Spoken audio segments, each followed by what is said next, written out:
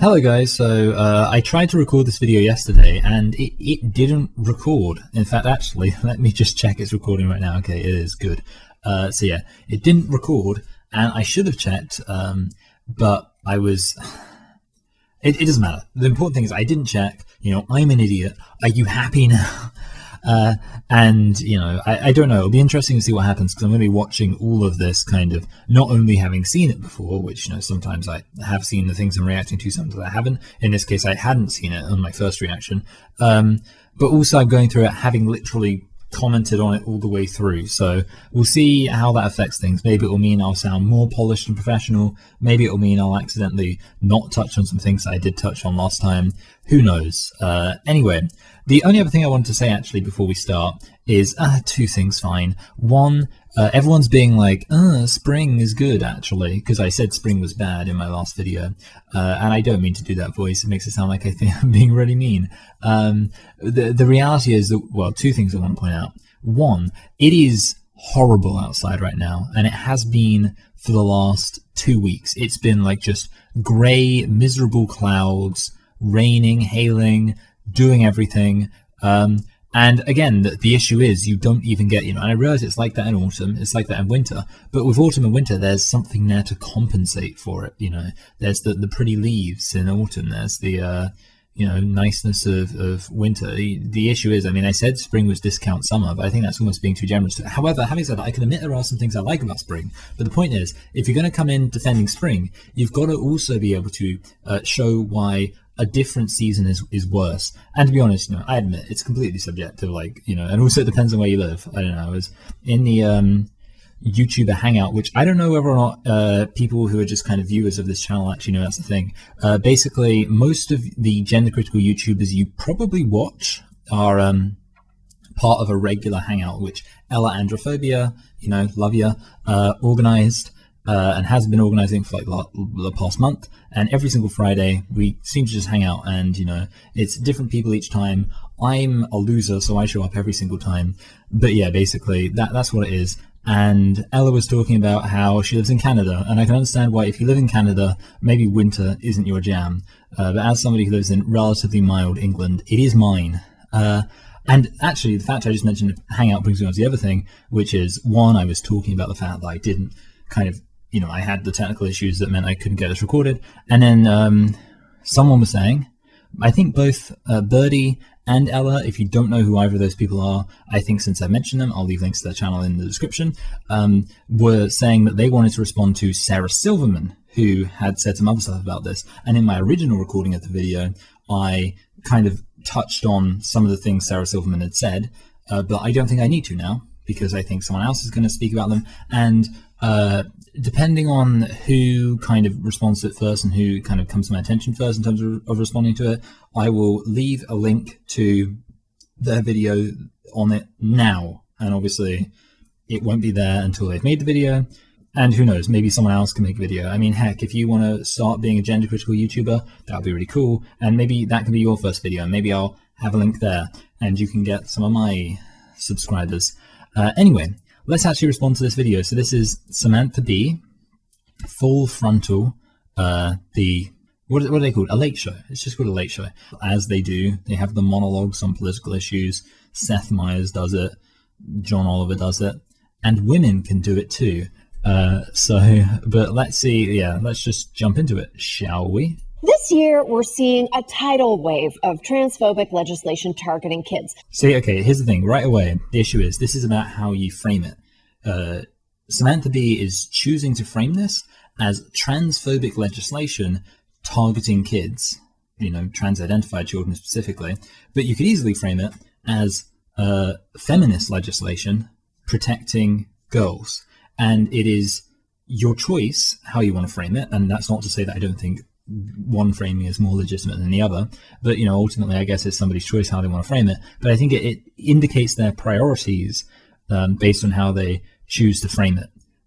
You know, that, well, yeah, basically that's it. It shows the kind of where she's coming from and who she thinks is the important, does she think that it's important to put the focus on the fact that this is protecting women's sports, making it so girls get, opportunities to compete in sport without facing an unfair disadvantage because of having to compete against biological males? Or does she think it's important that people who are trans-identified should have everything they want absolutely catered to them, and everyone else's rights and basic experience of, school has to be sidelined? In retaliation for President Biden's executive order to protect trans rights. It's estimated more than half of all states are considering bills that would restrict trans rights. Okay, here's the issue with this. Trans rights as a term is complete nonsense. The issue with talking about trans rights, and obviously, Samantha Bee mentions Biden saying he's going to protect trans rights, and then you have this comment about these bills attacking trans rights. The problem is that being trans is not based in material reality. In fact, being trans doesn't really mean anything, because if you're going to have a term or a concept that is not based in any kind of material reality, then you can just make up what rights are involved in that. That's kind of the issue. When you have a concept that is basically fictitious, that is based on a metaphysical supposition which is not supported by any kind of actual reality, then you're going to start talking about what rights do those people have. Those rights can be literally anything. It's like the kind of analogy I'm thinking about is it's a bit like people who talk about religious freedom. And obviously, there's different kinds of religious freedom. There's people who talk about religious freedom meaning just the ability to believe what you believe and hold to your own metaphysical beliefs and be free to not be persecuted based on your beliefs. And if that's what trans people were talking about, and gender identity extremists in general, that would be fine. If they just wanted to believe in man essences and woman essences, and believe in this idea of men trapped in women's bodies and women trapped in men's bodies, and basically believe in this metaphysical notion, which I think I don't accept, I think a lot of people don't accept. If all they wanted was the right to believe that, then I think everyone would be on board with that. But just as with the religious kind of conservatives mostly, they then start talking about religious freedom. And what do they mean by religious freedom? They mean the right to interfere with other people's lives, the right to deny people services based on your opinion about them, the right to deny people jobs based on your opinion about them, the right to deny people access to kind of a basic sort of social institutions like marriage and things like that, based on their personal view of what God wants. And of course, the issue with that is that anybody can make up what it is they think God wants. And of course, that's why you get movements like the kind of Satanists and other people who, exist to, troll, who, and, I can respect why they do this because it proves a good point. They then say, they make up their own things. They say, well, I think God wants this. And the point being, if you have an idea of religious freedom that says that people have to have the right to, basically affect other people's lives and demand things of other people based on, their idea of religious freedom, then at that point, because you made up this kind of idea of God and there's no way of knowing for certain, who God is or what God wants, you're going to have issues when you start talking about religious people's rights to religious freedom. And that's the exact issue we have with trans rights from gender identity extremists. If it was just, we want to believe this thing and, have basically the right to express ourselves and express our opinions, that's a trans right. Your trans right is you can say, I believe this, I believe I am a man trapped in a woman's body or whatever. That is your right as a trans person. But I also have the right to disagree. The problem is that a lot of people are saying, actually, now what their rights are is you don't have the right to disagree. You have to affirm what it is they believe. And if you don't affirm what it is they believe, then you could get arrested. You could lose your job. Obviously, in America, not so much arrested, but you can certainly lose your job. You can, have issues with kind of your free speech being deplatformed. And of course, actually, the thing is sometimes you literally just can't do that. Like, you want to have a women's shelter. Well, right now it's becoming harder to have female, biological sex only women's shelters. So, basically any kind of female only spaces, that's becoming a lot harder. So the point being that now we're talking about trans rights, which are encroaching on other people's rights. And the fundamental issue is that, again, if you're dealing with a nebulous, fictitious concept like trans, what does it mean to be trans? It's completely made up, and like I say, based on bunk metaphysics. Guess what? You're not going to be able to say anything meaningful about what those rights actually are, and therefore to appeal to those rights is a completely nonsensical thing to be doing. 80 plus in all, most involving either medical care or sports. I would disagree with the term medical care. I think medical care assumes that this is something which is, one, necessary, and two, helpful. Medical care, it's not medical care to get a medically unnecessary invasive surgery. This is so awful. The only person who should be kicked off their team is the soccer coach who spends the entire practice complaining about his divorce. Okay, so I have to watch these twice now, so I'm just going to point out the obvious. These jokes really aren't funny. I think people were kind of saying that maybe COVID was going to lead to a kind of revival for the comedy of late night shows, but it seems like that's not been the case. It seems like if anything, they decided, hey, now we don't even have to try and make the studio audience laugh. Let's just have literally no jokes at all. Like, can you imagine any actual studio audience? Like, I know they'll laugh at anything, and they'll always kind of surprise you with what they're willing to laugh at. But how is that? Like, it's just not funny. And I don't know, maybe I'm going to point out every single time that there's going to be so many jokes, and none of them are funny. Let me assure you, okay? I've watched this all the way through, and it's never funny. There are more legislative proposals aimed at trans people now than in the last 3 years, and they're all as wrong as Gwyneth Paltrow's sunscreen routine. Yeah, so it's not funny. But yeah, it's obviously talking about the fact that there's more of them now.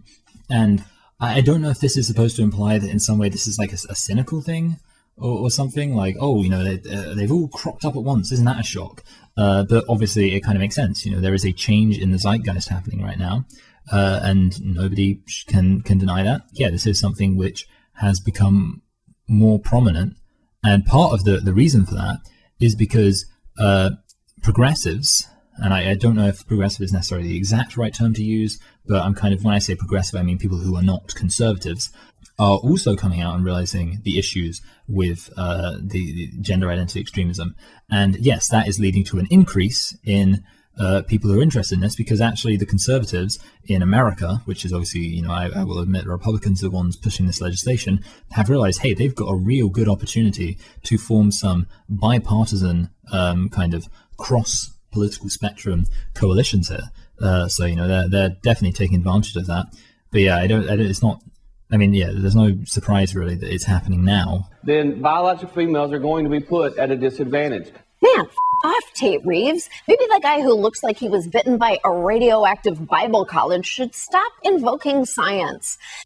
Okay, there's like two things here. One, this person didn't really invoke science. Like, it's more just like common sense that there are differences between biological males and biological females.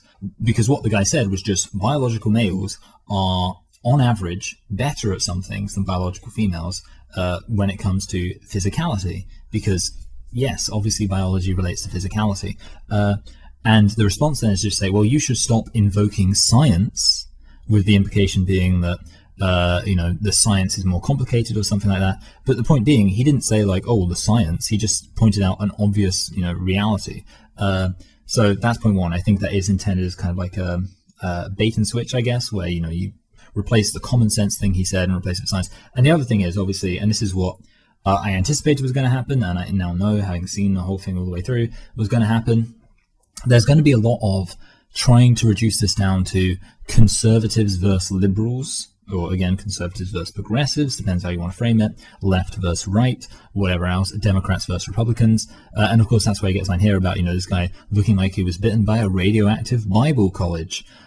Because yeah, that's kind of the only strategy these people have to basically be like, oh, look, conservatives believe this, and the conservatives are wrong about things. So if you believe this, then that means you're agreeing with the conservatives who are wrong. And especially in America, where obviously, you guys do have that bipartisan thing going on. And, obviously, I've spoken about kind of gender critical ideas in relation to the UK, and I think it's not perfect here, but the one thing we do have going for us is that it's much harder. Like, I don't think you see as many people in the UK just coming out and just being like, well, every single gender critical person must be a Tory voting Conservative.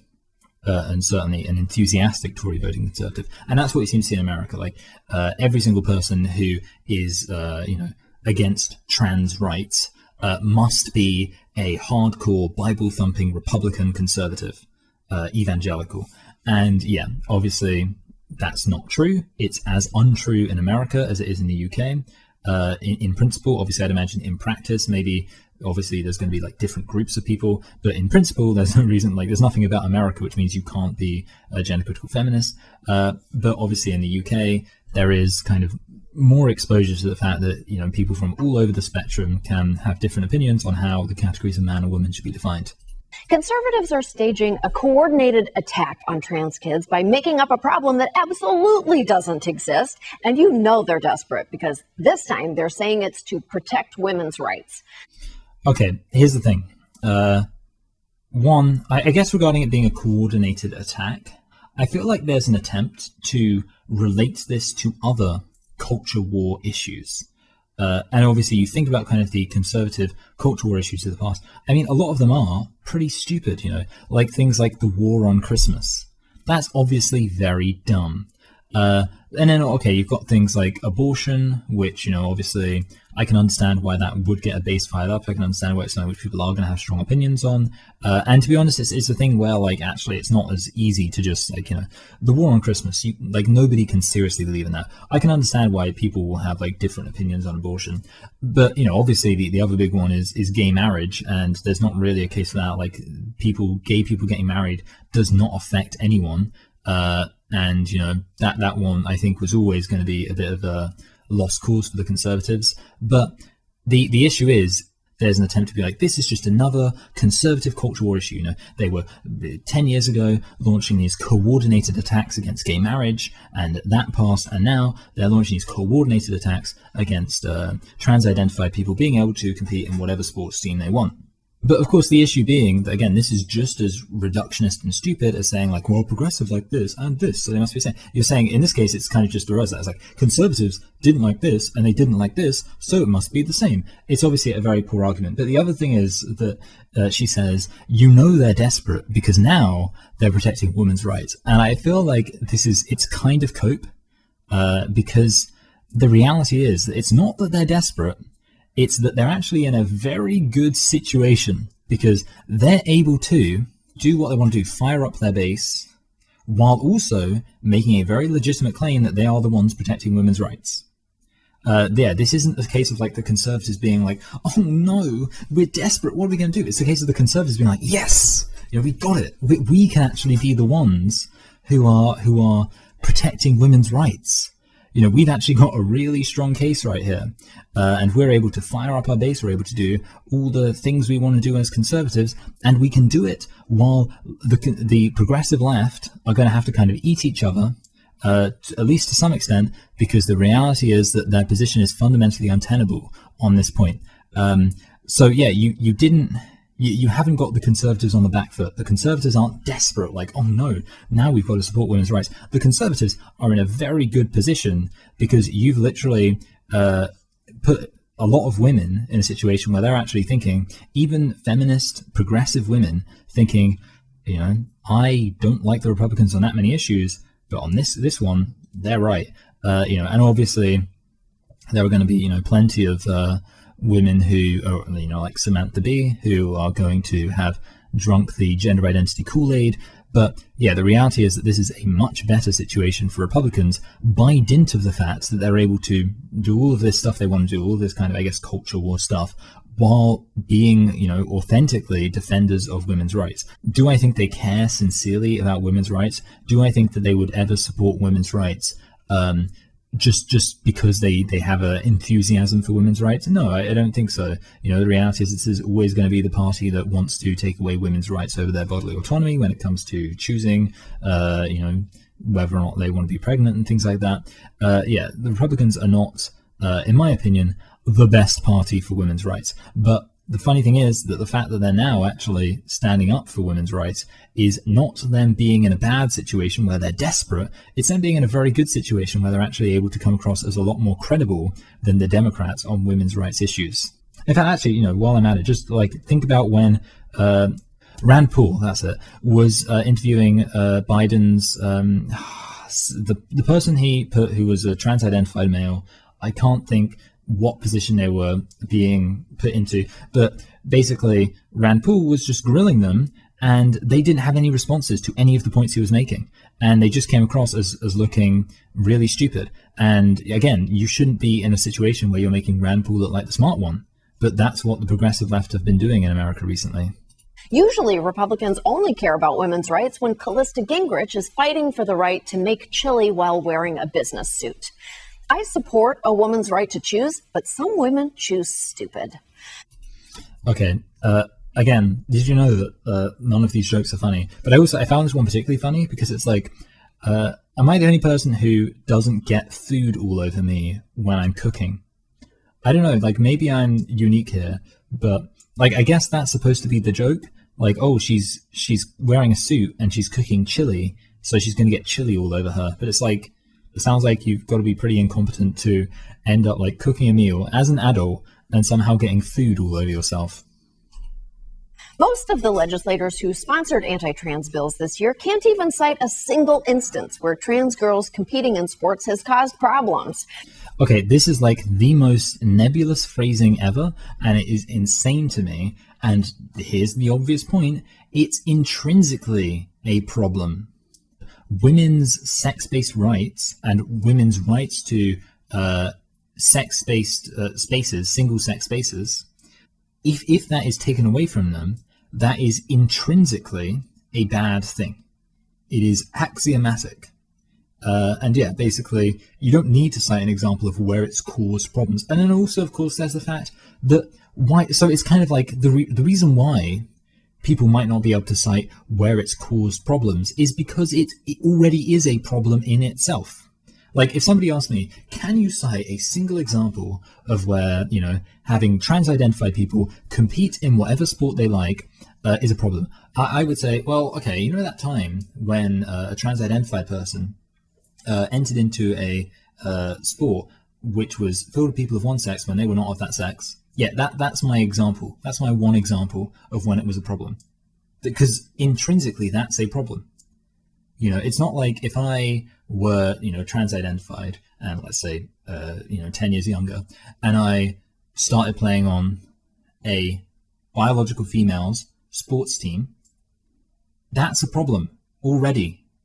It's not it's not, and then I did this thing and it became a problem. No, it's immediately a problem from the very reality of what it is. So yeah, I just think like citing a single example, it's unnecessary. So, and I don't know, I would bet like a lot of the people who were asked this pretty much said something like what I said.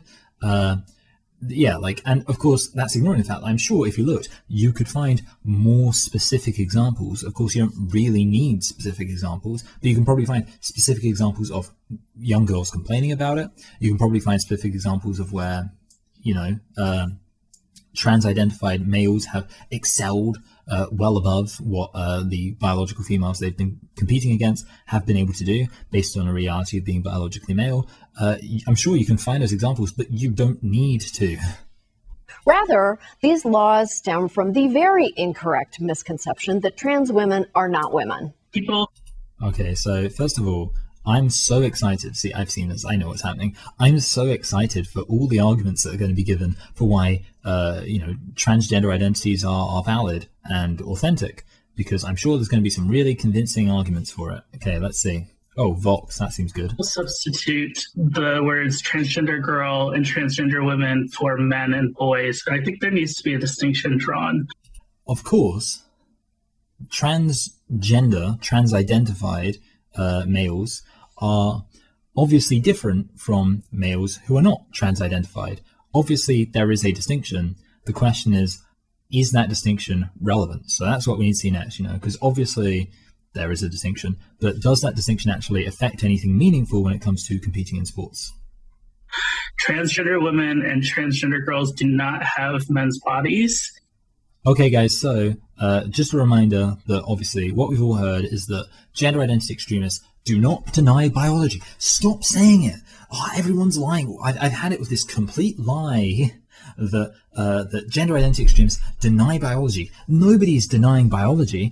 Everyone knows that biology is real. Oh, but by the way, transgender girls and women don't have men's bodies because their biology changes. Anyway, let's continue. Especially after they start hormone treatment or puberty blockers. Okay, so I want to point out like two things. One, the use of the word especially, because I need to stress that right now. That implies, what it's saying is they don't have men's bodies, especially once they've started treatment, you know, like surgery and things like that, medical intervention. That's implying that at least to some extent, before they go through any of that, they also don't have men's bodies. You know, if I said to you, well, you know, I don't need to give an example, okay? I can't think of an example, and that's my excuse. I don't need to give one. The reality is it's pretty obvious if someone says especially, it's implying that when that's not the case, it's still, you know, relevant, you know, it still applies to some extent. So they don't have men's bodies, even when all they've done is identify as a different gender. So you know, that's what this person's saying. And, you know, admittedly, I think it's probably just you know, like they're misspeaking by saying especially, but obviously, the reality is, I think it's kind of a Freudian slip that reflects the reality of these people are naturally inclined to deny the reality of biology. And what do you have here? Yeah, the implication that if somebody is trans-identified, then they do no longer have the biology of their, you know, sex assigned at birth. And that's especially the case. It's still the case if this isn't the case, but it's especially the case if they've been through medical transition. Now, the other thing I need to point out here is that this is setting up what you're going to see throughout this, which is basically a trans-medicalist viewpoint. The implication that anybody who is trans-identified is automatically going to at some point seek out surgery, which of course is something which contradicts the mainstream view amongst most trans activists. Most trans activists will say that you do not need to be dysphoric to be trans. You do not need to go through any kind of surgery to be trans. The only thing that you need to be trans is to identify as a man or a woman, and that makes you trans. You know, as long as your identity is the determining factor of whether or not you're trans. So this trans-medicalism thing is being brought in as kind of like a Trojan horse to at least say, like, well, you know, these people have gone through some kind of gender reassignment, but the reality is, or sex reassignment, but the reality is that sex reassignment doesn't really have anything to do with being transgender. Any biological male can handicap through unnecessary medical intervention his ability to compete when it comes to sports and things like that. However, he doesn't have to be trans-identified in order to do that. And likewise, of course, apparently you can be trans-identified without ever seeking out any kind of medical intervention at all. So that's kind of the issue that we're dealing with here.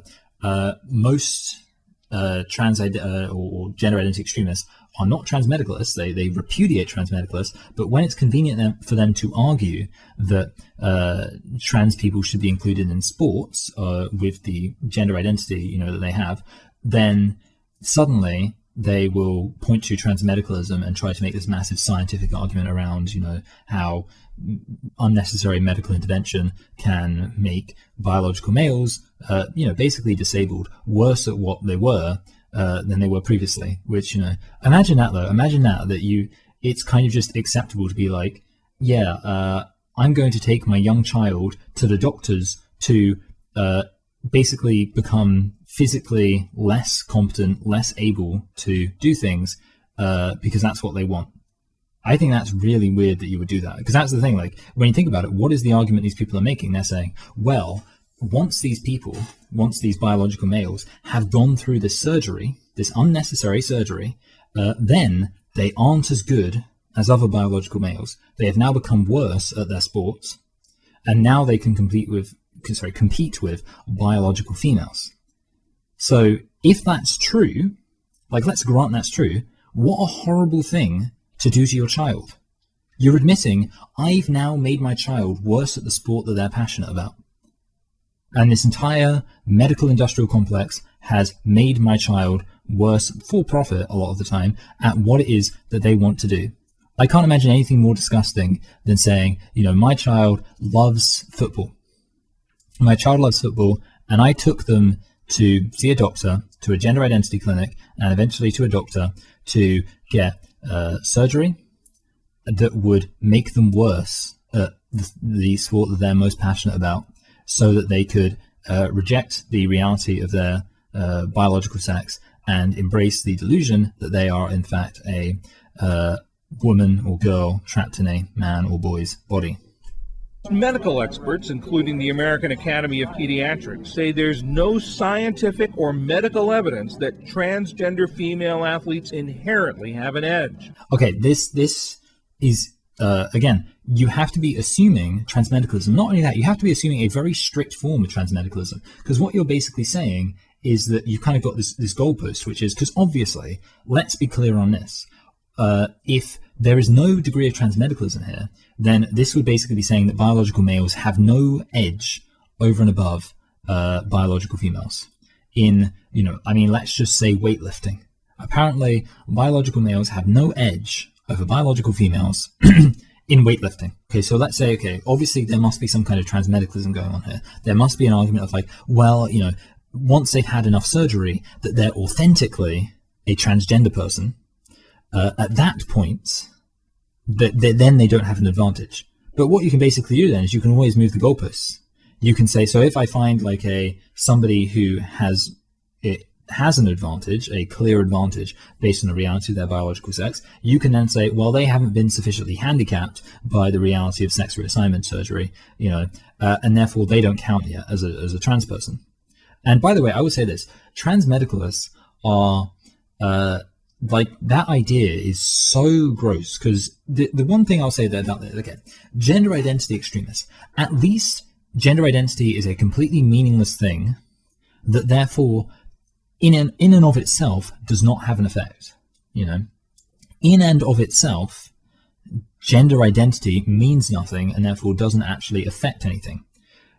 Trans-medicalism is not only saying to children, oh, you have this identity, but also that for that identity to be fully valid and authenticated, you then need to go through this surgery. And that is, at that point, you're talking about actually physically causing harm. And obviously, what I'm not trying to do here is excuse gender identity extremism, because the reality is I think gender identity extremism is basically trans-medicalism, but trying to be consistent. They realize that actually coming out and being full-on trans-medicalist and saying you need to have this surgery to be valid is gross. But what I think they'll try to do is then they'll say like, oh, it's got nothing to do with surgery, it's just about how you identify. But that's when the trans-medicalists come in and they pick up the rest of the narrative, and then they start talking about sports and things like that, and they say, well, if you're a 100% valid girl, you need to be playing in the girl sports. But obviously, there's no evidence that trans girls have any advantage over cis girls, so you just need to make sure that you prove that by getting the surgery. That's basically what's happening here. And yeah, trans-medicalism is really gross, and I don't like it. And the reality is, obviously, there are, I think, people who can get sort of different kinds of invasive, unnecessary surgery, and I don't have a strong opinion on that. I know that there are some people who are, gender critical, who have had surgery, and their surgery was very traumatic, and their surgery caused them issues. For that reason, they feel very passionately about the fact that any form of unnecessary surgery should just be repudiated entirely. I can't speak from personal experience on that issue, so obviously I can kind of say like you should look into the experiences of other people and things like that. But obviously I can say like, oh, in theory, having this surgery isn't in itself necessarily a bad thing, but to then turn around and say that there is this category of trans woman or trans girl, and that they have had this surgery that, makes them authentically a trans woman or trans girl, is really gross and really harmful, and I hate it, and I hate everything about it, and it makes me feel quite sick. It should go without saying that trans women are not men, and they do.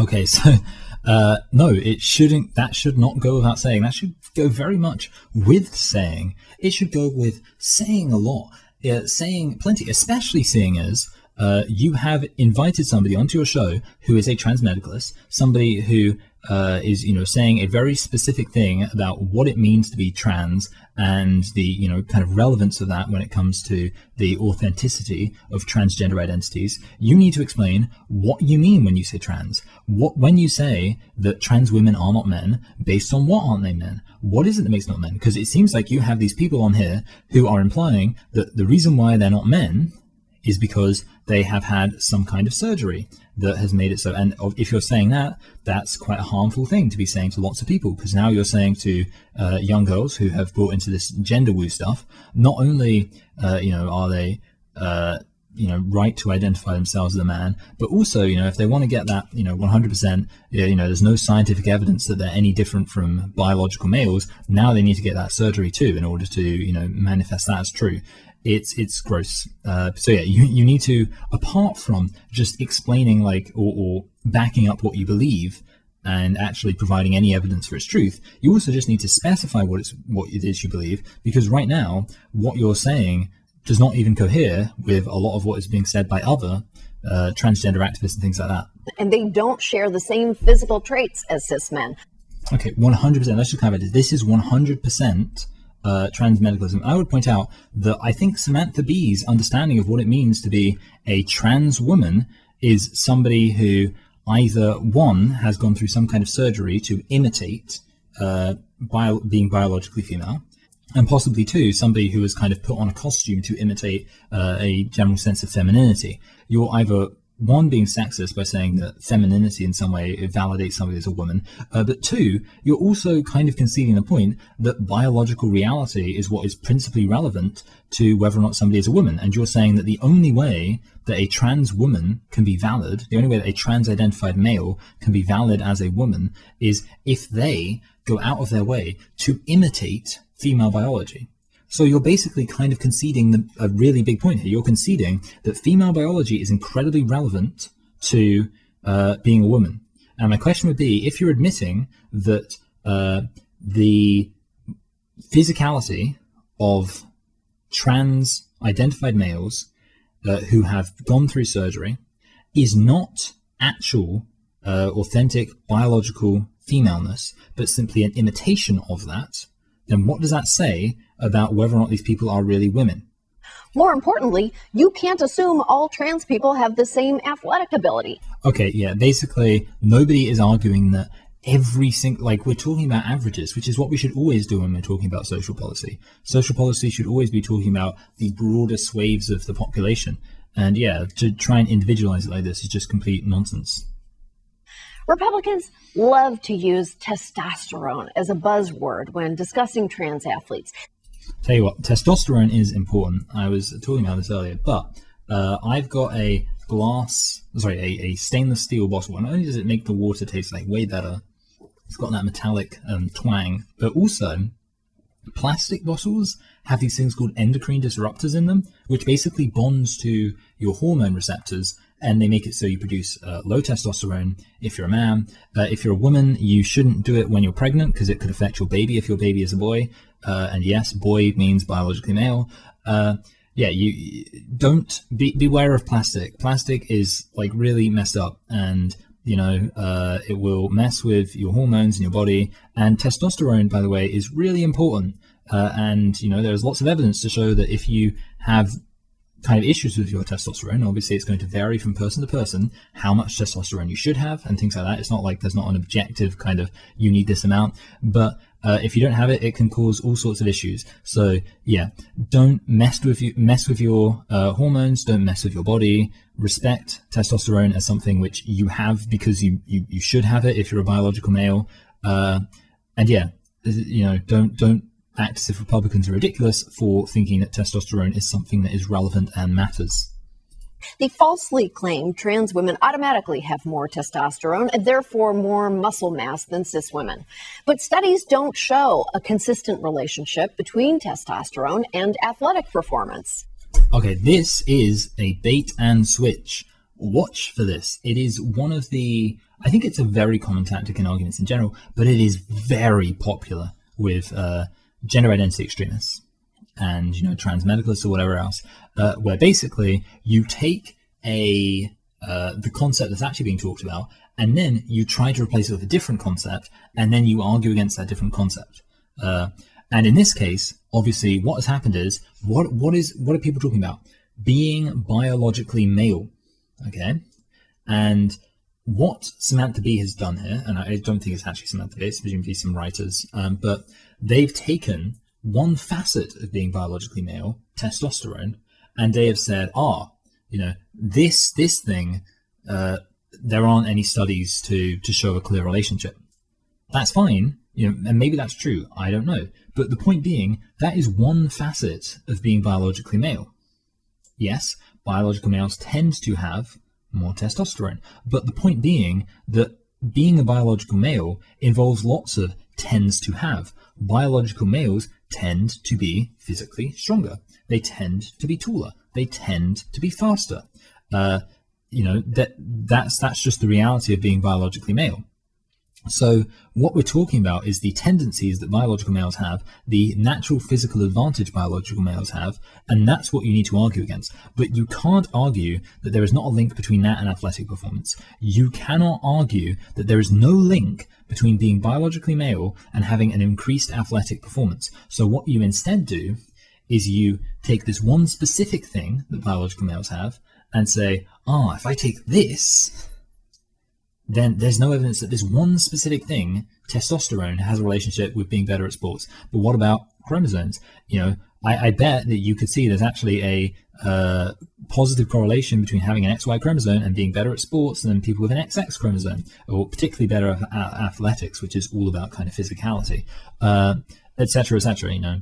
Gonads, genitalia, things like that, and of course secondary sexual characteristics, very relevant because they are the thing that really give men the big advantage. Obviously, it's not actually the having of a penis or having an XY chromosome that makes men better at athletics. It is the being physically stronger. I'm 6 foot, so most women are not 6 foot. I have broader shoulders than most women. There is a simple reality that I have lots of advantages physically that women do not have, or biological females do not have. When it comes to physicality, and I do remember a while ago somebody pointed out there are actually lots of advantages women do have when it comes to their biology, and lots of advantages that shouldn't be overlooked, but advantages that just aren't relevant on this particular issue. Obviously, it's not as if biological females were given 100% the short end of the stick. Is that like a term? I feel like that's the term, short end of the stick. Obviously there are reasons why, it's not as if I'm saying, you're biologically female, that's terrible for you, you should just feel awful about it. There are plenty of things which are, great about the fact you're biologically female, but there are also plenty of things which are great about the fact I'm biologically male. And one of those things is that, if you are a woman watching this, there are probably a lot of things where I would have you beat in like a sporting competition just because I'm a man. Like, I'm not particularly good at sports, but I think that I have a very obvious natural advantage. Anyway. They do, however, show a consistent relationship between testosterone and when things went wrong for Carrot Top. Now, okay, this is the issue here. This is kind of the nth degree of unfunny, because one, the joke itself isn't very funny, but two, it's kind of implying that Carrot Top used to be funny, which I don't hate Carrot Top, but the criticisms of him being unfunny have existed the entire time that he was active, even before he started doing steroids, by the way. I don't know if steroids are testosterone, but yeah, basically, Carrot Top, he was never that funny, but at least now he looks like a beast. Women's sports, as we know it, will die. They'll end. The discipline, the teamwork, the camaraderie, the competitiveness that girls' sports teaches is effectively destroyed from this bill. So should someone... Okay, here's what I hate. Big talk. I hate progressives. I hate progressives, and I say progressives again. I use the term progressive. It's kind of like how I use the term liberal too. I often use these terms to mean literally completely radically different things depending on the context. But generally speaking, you can just work it out from context. So here I'm saying I hate progressives. And why do I hate progressives? I hate progressives because they have made it so that Donald Trump You know, the guy who literally talks about how great it is that he can touch women in, you know, private places, and they won't do anything about it, and they'll just, you know, they'll let him do it because he's famous. Ted Cruz, the guy who, you know, wants to completely take away women's rights and like take the US back to the 50s, and Tucker Carlson, who I actually don't know that much about, but I'm going to assume he's probably not great, that these guys are able to be defending women. And did you hear what Ted Cruz was saying? Like solidarity and the solidarity of being a woman. These are like, I bet women are like, yes, Ted Cruz. Which no woman should be saying. No woman should have to be in a situation where they're saying, yes, Ted Cruz. Oh, good, Ted Cruz gets women. And do you know whose fault it is that women are having to say that? Women having to say, yes, Ted Cruz understands the solidarity that biological females have based on the reality of our biological sex. The reason why women are having to say that is because of progressives.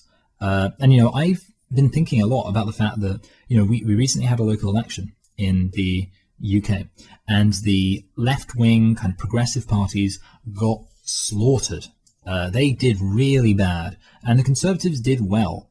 And something that I've been thinking about, and by the way, for the record, I didn't vote for the progressive parties. I spoiled my ballot. I didn't vote for the Conservatives. I was speaking to Birdie, who was saying that she did vote for the Conservatives. And to be honest, like, I don't, you know, I understand that. The reality is, if women's kind of sex-based rights are important to you, especially in the UK, where there isn't really the whole kind of abortion debate and things like that, yeah, maybe the Conservatives are actually going to be your best bet if women's sex-based rights are the main issue for you. For me personally, you know, I think women's sex-based rights are really important. I also care about things like the economy and environmentalism, you know, and I do think, you know, I really care about women's sex-based rights, but I also think it would be a good idea if the world wasn't destroyed in a couple of, you know, decades. And also it would be a good thing if we actually have a strong economy. And, you know, on the economy, the Conservatives are just rubbish. Like, basically, the best way to describe the Conservatives when it comes to the economy is that they have a flawed policy or a flawed philosophy, which they then subsequently fail to even implement. Like, their whole shtick is they're like, oh, what we'll do is we'll not make the economy about helping people, we'll make it about shrinking the deficit. And in that way, the economy will get stronger, and then we can help people. And they don't seem to understand that's like the opposite. Like, that's the opposite of how it's supposed to work. What it is the economy helps people, which makes the economy stronger, because guess what? If you help people, then they can get jobs, they can, you know, go to school, they can pay off their debt, they can buy houses, they can make things better for themselves, which makes the economy stronger, which lets you pay off the debt. That's how it works. It's not they got it the wrong way around. Anyway, it doesn't matter. The point being, I just can't vote for the Conservatives. But I can't vote for the progressives either, because while, yeah, like I say, I can't vote for the Conservatives because I care about economic policies, I can't vote for the progressives because I do care about women's sex-based rights.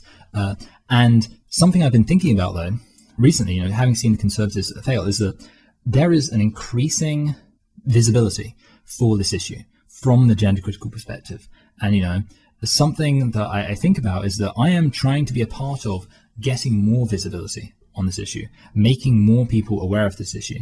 And I think about the fact that, you know, let's say tomorrow, and as a hypothetical, the BBC says, hey, you know, we're doing a thing on, you know, the definitions of man and woman in relation to women's sex-based rights. And, you know, you're a YouTuber, you've got, you know, like basically 3K subscribers, and we want to hear what you've got to say.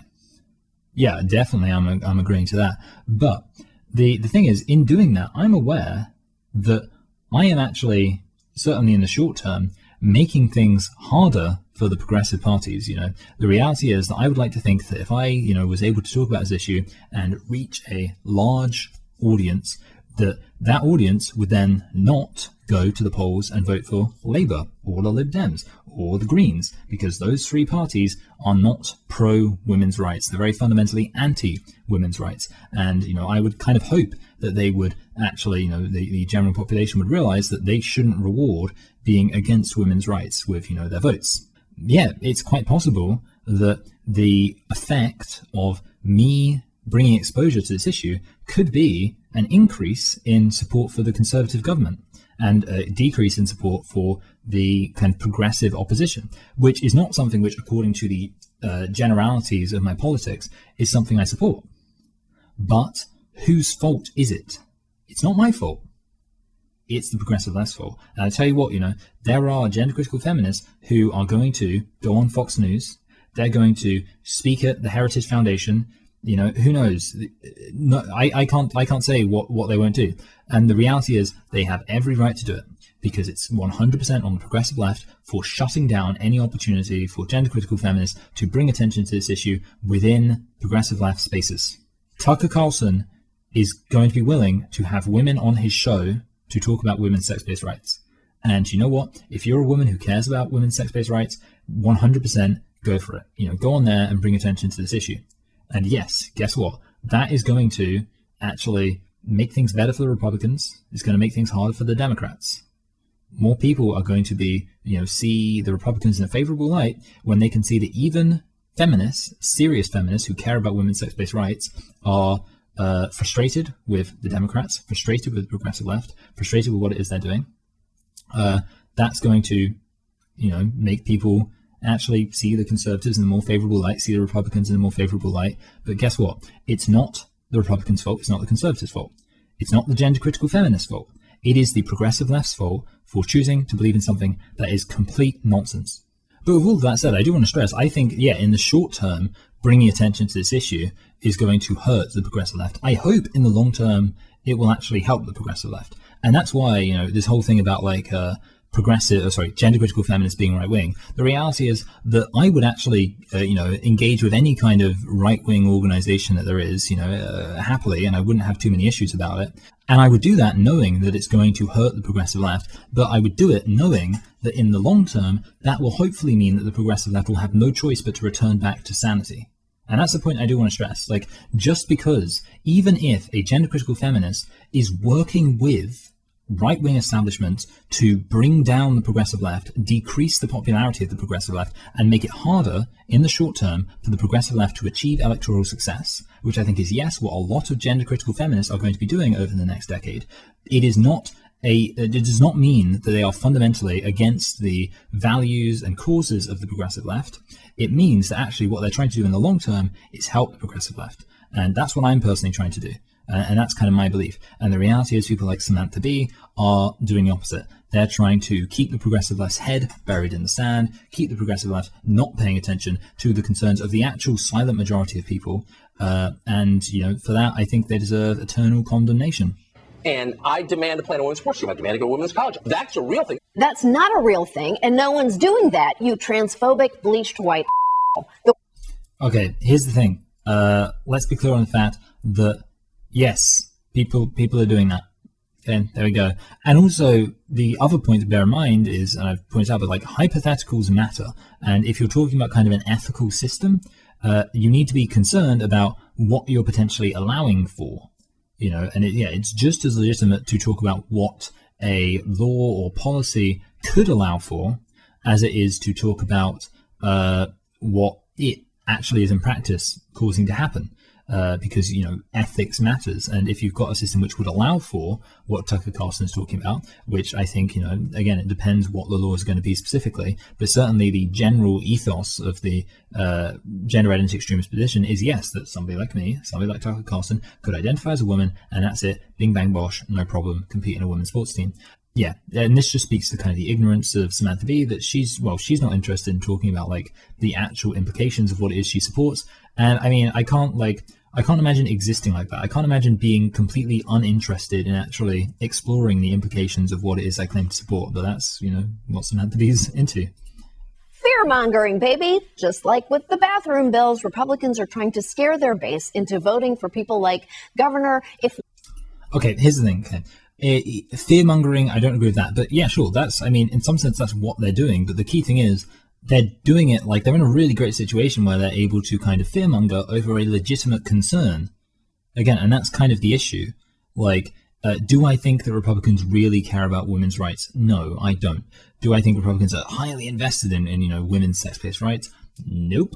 But what I do think is that they are thinking, hey, this is actually a pretty great opportunity for us to, get into power. A great opportunity for us to make the progressive left look like a bunch of hypocrites because they're not the ones standing up for women's rights. So yeah, it's. I mean, sure. I think it's politics. I think politics is like the reason for it.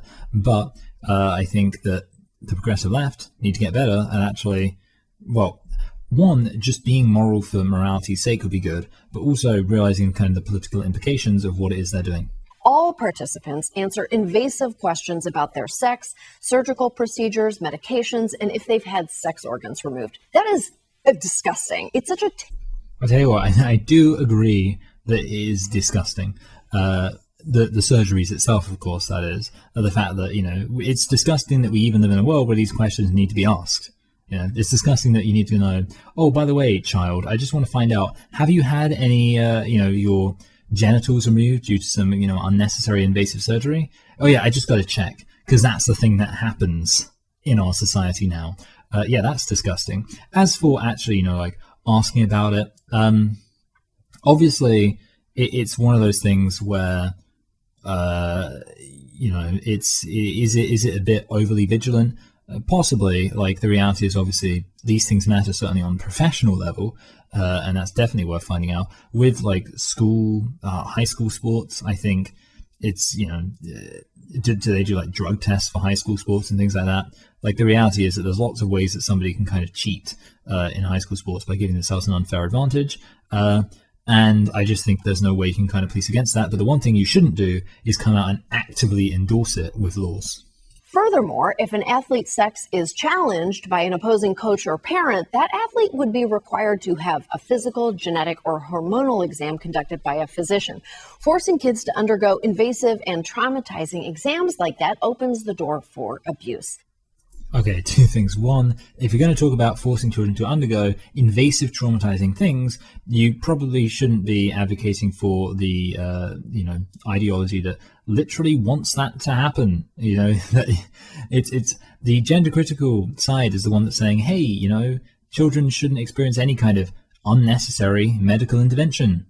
That's what we're saying. Anyway, the other thing is, I will say, I said this on the bathroom thing, and I said on other things, I think enforcing sex-segregated spaces is difficult. And the reason why I kind of say that is because there's kind of, okay, so you've got maybe over here, it's like the obviously biologically male, and over here you have the obviously biologically female. But then you have kind of this area here. And in this area you have, let's say, very exceptionally passing trans-identified males who look kind of convincing. And you also have very masculine looking biological females. And I think there is some overlap there. And I do think it would be a bad thing if you found yourself in a situation, even though I don't think it is a moral judgment to say that somebody looks like a biological male or looks like a biological female, I can understand that lots of women would not want to hear the accusation, you look like a biological male. That's what I said about the bathroom thing, and that's kind of what I'll say about this issue too. And especially, if you think about the fact that if you are a young girl who, looks a little bit like a biological male, whatever it is, you've got some manly features going on, you're probably already going to have like some issues with your self-esteem when it comes to like how you look, because obviously you're not going to fit conventional beauty standards, and obviously conventional beauty standards should go like die, but they are a reality, and I don't think we can kind of just wish away the reality of traditional beauty standards. I think we can just kind of slowly erode them, but as long as they exist, obviously, I have nothing but sympathy for the millions of children who fall afoul of those beauty standards and end up basically having a harder time because of it. And to then add on to that the reality that a young girl might be told, you look like a man in a sports thing, and have like literally that accusation be taken kind of seriously and like lead to a surgical or like medical intervention, and to, rather than obviously what it should be treated as, which is kind of just like quite a mean thing to say to somebody who's presumably already quite insecure about their looks. Yeah, and that's why I personally have always said I don't really, I think enforcing sex segregation is difficult.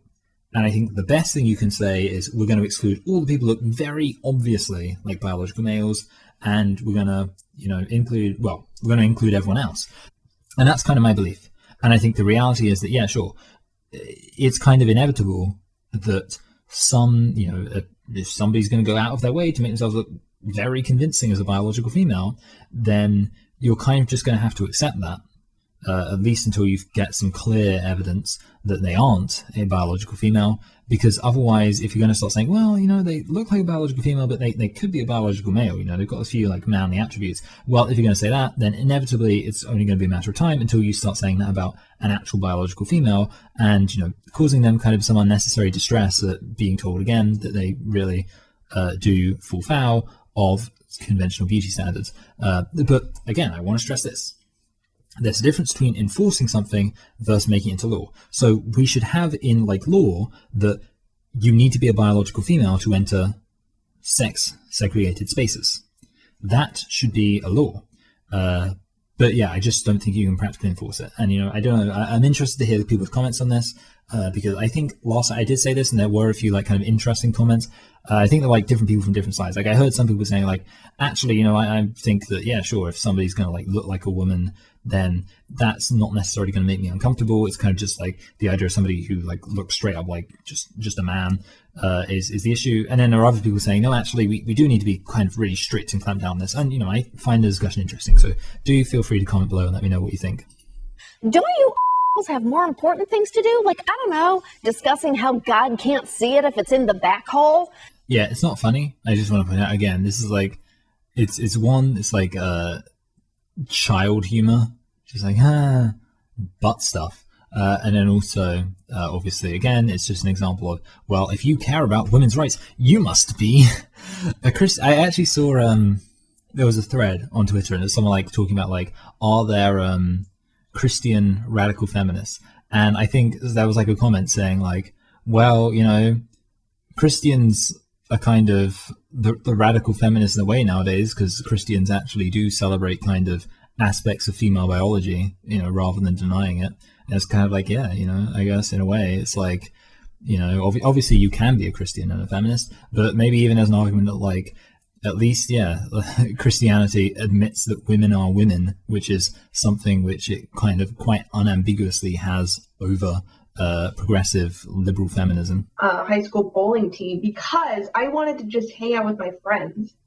And so it just is really disappointing that there are people that don't want me to hang out and play with my friends. Okay, here's the thing about that. I could say that. Like, if I, as a biological male, had friends who were biologically female, would it be legitimate for me to say, well, I just wanted to go into the women's changing room because I wanted to hang out with my friends? Like, that's the thing. The fact that you want to hang out with your friends is irrelevant. Either these sports should be sex segregated or they shouldn't. You know, you can't just say, well, you know, I actually had friends though who were biologically female, so, you know, like basically, you know, might as well let me in. It's like, that's just not how it works. Oh my God, people, just let her live. Yeah, just come on. You know, like, I just want to, as a biological male, hang out with my female friends in the women's changing rooms. You know, what else am I supposed to do? Not hang out with them for like a little while? That's crazy. No. Look, I can't handle it. When my female friends are in the shower, I need to get in with them. You know, I keep saying this. I keep, you know, just trying to, like, showing up at my female friend, like, you know, it's maybe 2 a.m. I just kind of crawl in through my female friends' windows. I just say, I just want to hang out with you. What privacy? I need to hang out with you. It's just, yeah, like, it's not right. That's what it is. It's not right. The nerds on the bowling team would be so lucky to have her. They really need some cool points. Okay, like, 2 things. One, why are you making fun of people who do bowling when you've just shown a clip of somebody who admits that they like playing bowling? You've shown a clip of somebody on the bowling team and then also insinuated that only nerdy people are on the bowling team, and yet then you've turned around and said that this person is cool. Which, by the way, I mean, you know, talk about being a transgender. Apparently, if you're just a, you know, regular person on the bowling team, then you're a nerd. But if you're if you're cool trans, yeah, then suddenly you're, yeah, then you get cool points for even though you want to go on the bowling team like a fucking loser. I don't get it. Like, why would you make fun of people who are just interested in the sport? I don't really get that. Like, imagine that poor individual is like, guys, my interview is going to be featured on Samantha Bee. Yeah, the one about how I really love bowling, how I really love being on the bowling team. The whole family's there. Like, yeah, so proud of our trans daughter, to watch Samantha Bee. And then you watch it, and Samantha Bee's like, yeah, these losers on the bowling team. Yeah, imagine being on the bowling team. What a bunch of nerds. It's like, okay, sorry, honey. Anti-trans policies are only going to further decrease the number of LGBTQ athletes participating. Okay, let's address that. Okay, so you got a problem, right? And that is that not enough trans people are playing sports. Okay, now what do you want to do? You want to increase the number of trans people playing sports. So here are your options. Okay, one, encourage those people to embrace the reality of their biology, of their biological sex. Say, look, you are biologically male, you're biologically female, and there is nothing wrong with that. Something that you need to accept about yourself. It's something that you can't change. It's something that the only thing you can do is embrace it, or at least view it neutrally, and you should get involved in sports. Or you can say, yeah, you're right. Your biology is nonsense. You know what matters? The fact that you feel like you're a woman. So you should play in the women's team. And obviously then people are going to go, well, I don't agree with that. And then you're just creating more issues. The reality is that there's a solution here. Like, that's the thing. You realize there's a solution here. Your problem is trans-identified people aren't playing enough sport. And there is a solution to that. So yeah, I mean, that's the thing. Like, I 100% want trans-identified youths to be competing in sports. I really want that. I really want a mass campaign to encourage trans-identified males to embrace the reality of their male biology and compete in football, in cricket, in rugby, in basketball, in tennis. I can name sports all day. Snooker, the best sport. I want to do that. I tell you what, see, the thing is, this is one of those issues where, like, kind of trans-identified females aren't really as much of an issue because obvious reasons. But if there are any trans-identified females out there who really want to play rugby against the men, well, I would say, hey, don't do that. Just embrace the fact you're a biological female. There's nothing wrong with being a biological female. It's what you are, and you should embrace that. You should celebrate that. You should feel happy about that. And heck, if you do have kind of anxiety issues, if you have like obsessive issues about the idea that you should not be a biological female, yeah, you should get mental help for that, 100%. But yeah, what you really need to do is just embrace the reality of who you are. Don't believe that you should be somebody else, and go out and play sports. And that's what we should be doing. It's not as if like nobody's saying these people shouldn't be allowed to play sports. It's just they should play sports. They should play sports based on reality rather than delusion.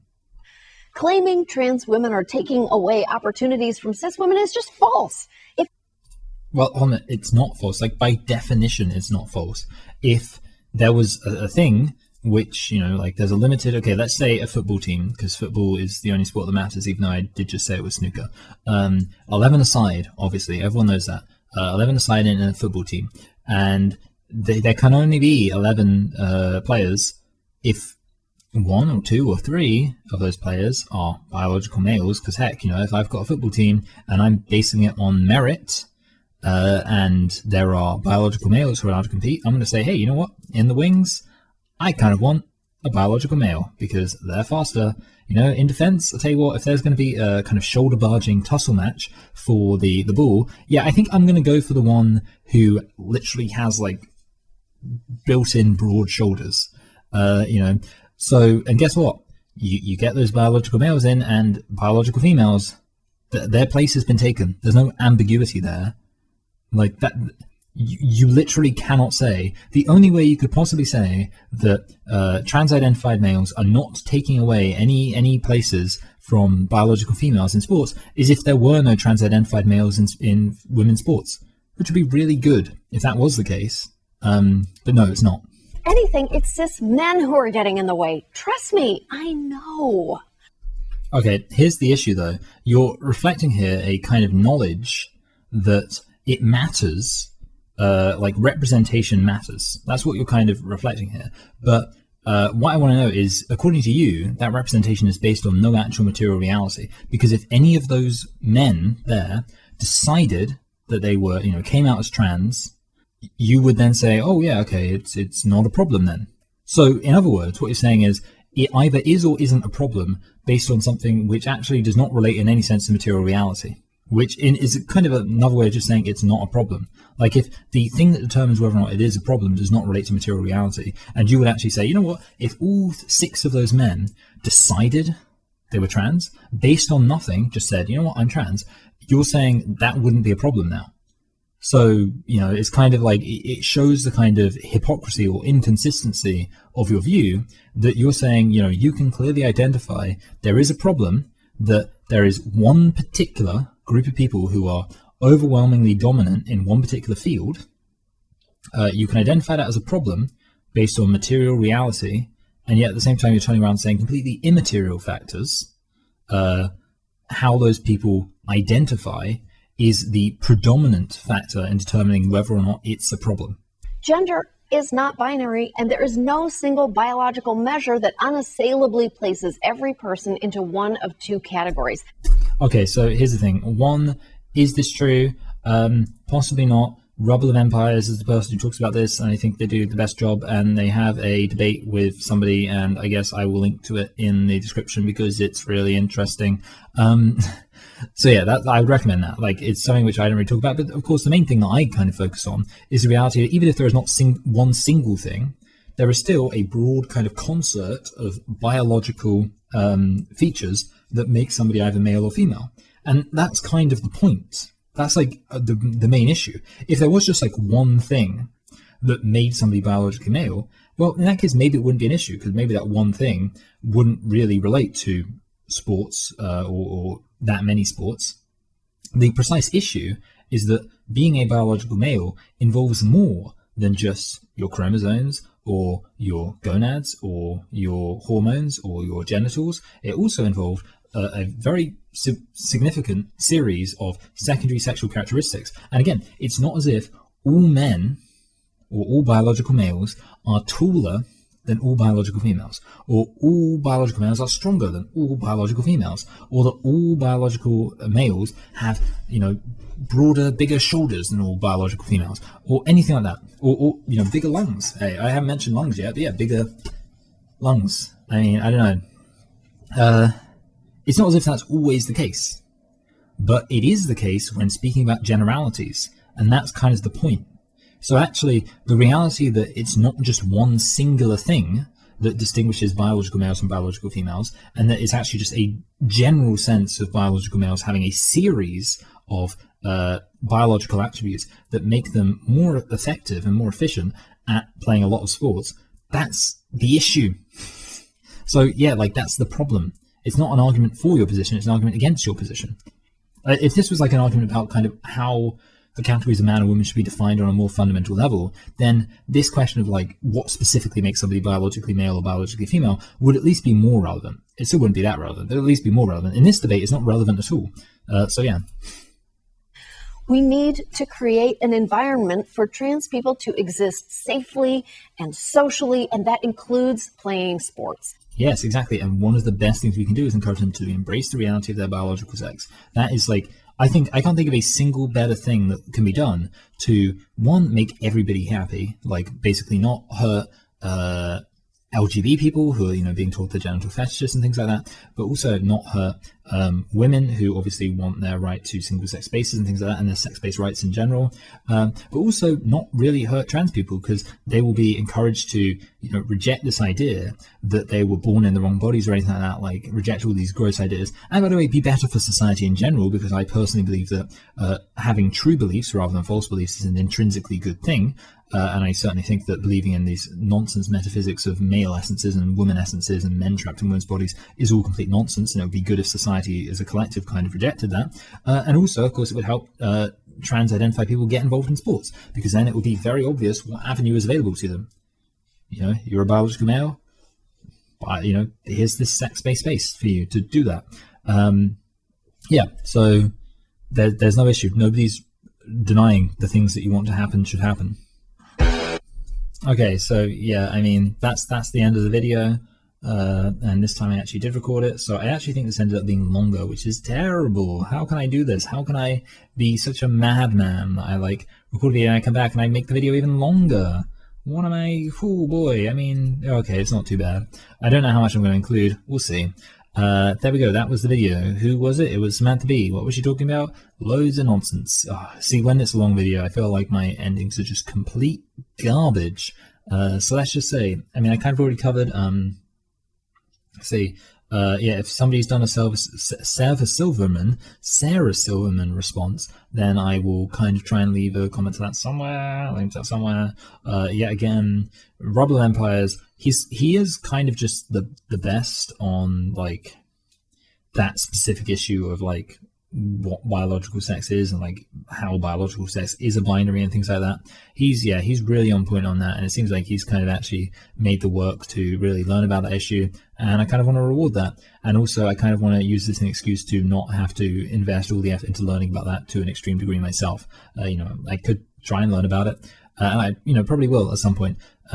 In fact, I tell you what would help with learning about it is if I can kind of say that I can dedicate more time out of the week to this issue and this channel. And one of the ways that I can do that is with Patreon. So Patreon, basically, if you don't know, I get money every single month, and with that money I'm able to then say, hey, actually maybe I can go half-time, quarter-time, something like that, take some amount of time off, and with that time I can produce more videos, and also I can do more research for videos, which is something I want to do. I want to read more generally around topics, because I used to read generally around this topic, and then basically kind of a year ago now, I basically decided that rather than putting all of my eggs in trying to learn and read a lot about particular topics, I was going to focus on making more videos to kind of get more views and things like that, and both things up. And in hindsight, I think that was a very good decision.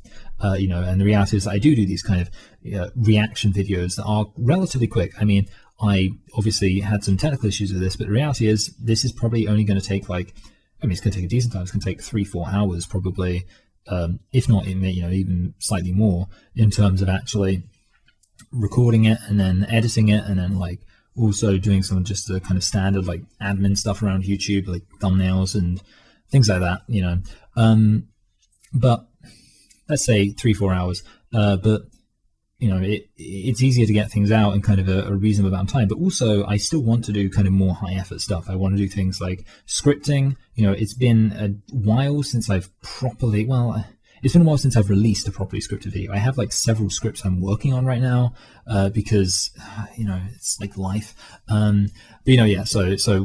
But the other thing I want to do, of course, is actually start reading and really kind of properly researching around some certain topics, and that's something I'd love to be able to do. And it's something which becomes more easy as I can kind of say hey, this is becoming a regular source of income that actually is quite serious in terms of the amount of money being brought in. And yeah, with that said, I don't know why I'm choosing this one particular moment to give a slightly more substantial Patreon plea. Usually I just say hey, if you want to go on Patreon, you can. But I just think it's worth stressing what it is that Patreon does, and what it is it amounts to, and what it is that kind of it allows me to hopefully be able to do in the future.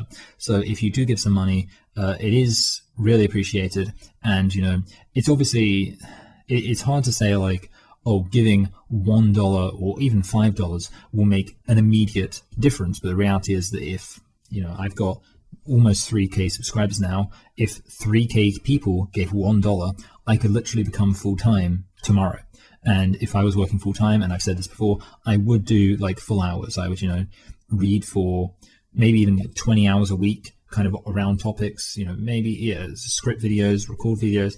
I would take it very seriously, and obviously I don't think that every single person who subscribed to me is going to give $1 right now. But the reality is, if you're watching this, you could give $1 or you could give $5. And sure, yeah, if just you alone doing it, maybe that's not going to make the difference. But it is one of those things where you just kind of have to believe in the collective, reality of the fact that if lots of people do it, then it does make a difference. So there we go. That's why it's good. So I think, having spoken about this for so long, I'm now guaranteed that nobody will be still watching this. And I'm like, wow, this was a really long outro. Anyway, I will say just like and subscribe, and also comment, because I am genuinely interested in hearing what people have to say. And I'll also just say, because having just spoken about how important Patreon is, and the fact that I'm now nearly on 60 patrons, I'll give a big thank you to my current patrons: Adriana, Harper, Alex, Leica, Jane, George, Katie, Ryan, Vishnupia, Stat Feminist, Lily, Emily, Frederica, A, Evan, Philip, Anna, Sophie, Jamie, Lena, Julie, Dustin, Rashmi, Marion, BJ, Joshua, Marina, Sam, Sarah, Valerie, Kathleen, Jelena, Dork, Alexandra, Emma, Christina, Owen, Sarah, Ibishka, Chris, Clara, Amy, Gifkishia, Sarah, Corey, Aaron, Grape, Raise, Janet, Vince, Colin, Radia. You're all very appreciated.